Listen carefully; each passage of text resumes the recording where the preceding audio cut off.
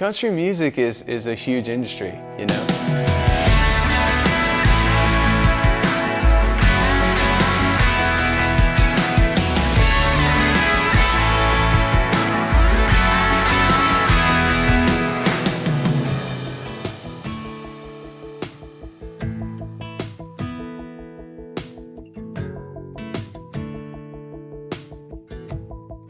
Breaking into the country music industry is something that I don't really know. I don't have it figured out. So I think it's just kind of just doing the best with what you got and working really hard and showing up to write better songs when you feel like you got good songs and letting people critique you and in a very critical, hard way and just being okay with it because you know that it's going to make you better.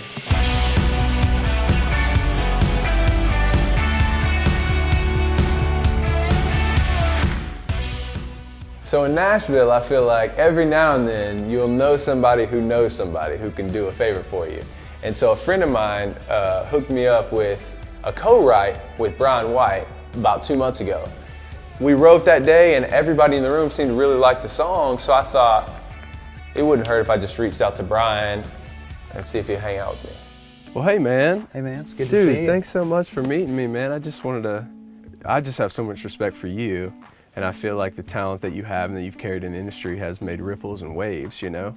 And so for that's why I'm like, from your perspective, even now, I mean, you still see so many artists and so many people trying to do it in an industry that's so much more oversaturated now than it ever was. Yeah. You know what I mean? How do you stand out? Boy, that's a really good question. How do you stand out? I think, honestly, you have to be your own person. You have to be willing to you have to be comfortable and confident enough that who you are is enough. Yeah. You got to be willing and brave enough to go, you know what, I'm not going to go do that because everybody else is doing that. I'm going to be me, and I'm going to be musically, vocally, instrumentally, I'm going to be who I am and be confident in that. Man, Nashville can be an easy place to lose confidence in yourself. There's so many talented people that you see every day. And I think it's not necessarily about being a great singer as it is having a lot of followers and your own little fan base. Fans. So fans are important. Yeah, I got a fan base right now. It's all 25 people really into what I'm working on. Bryan, you're the man. Thank you so much, seriously, for sitting down with me. It means the world to just get some insight from your wisdom and stuff, and I appreciate it, man. Anytime, man. Thank You're you. more than welcome, anytime.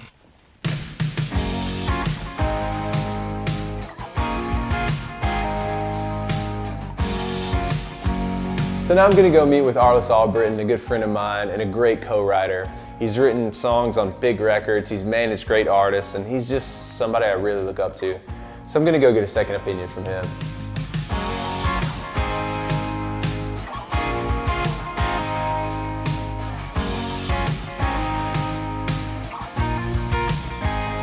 How'd your meeting go yesterday?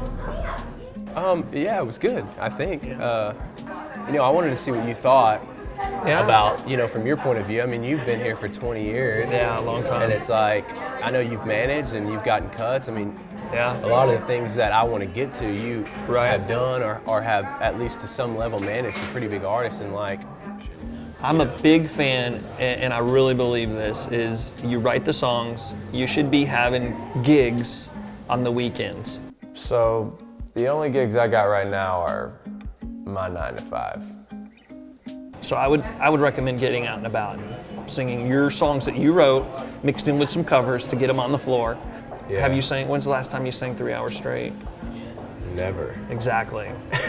Welcome to touring. Okay, Arliss. 3 hours is a long time to be singing, but you know, I'm in it to win it, so I'm gonna take your advice. Who sings for 3 hours?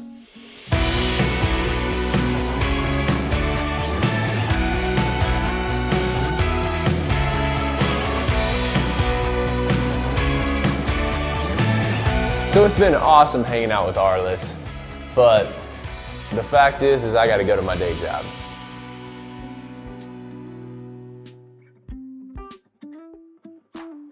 So I guess, what are other people saying? Like, I know, Bryan, what are other people around you? What are their suggestions? Well, I talked to my friend Arliss too, met with him, and he actually told me to be able to sing for 3 to 4 hours in a bar. Wow. And so thinking about that, I'm like, dude, I've got to get with a vocal coach. I just have to. Yeah. Can I be honest with you? Like, honest.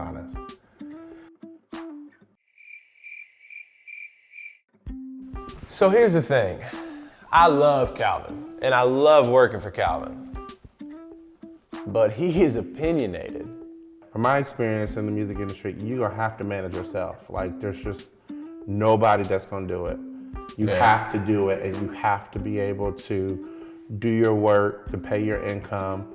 You got a lot of things coming up in the year that you need to take care of. Chris just doesn't have good time management. I'm not talking about being late to something. I'm talking about doing so many different things for so many people, being pulled in so many different ways that he's not focused on the right thing.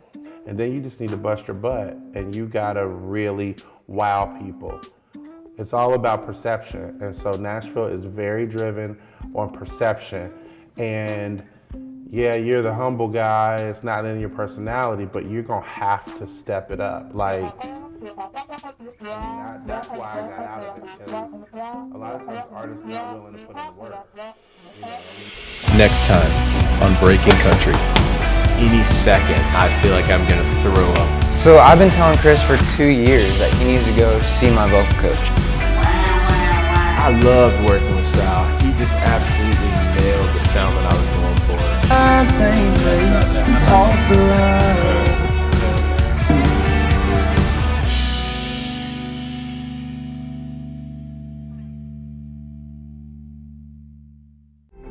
Well, I'm still no good at fishing, even after all he taught me. But tonight it's like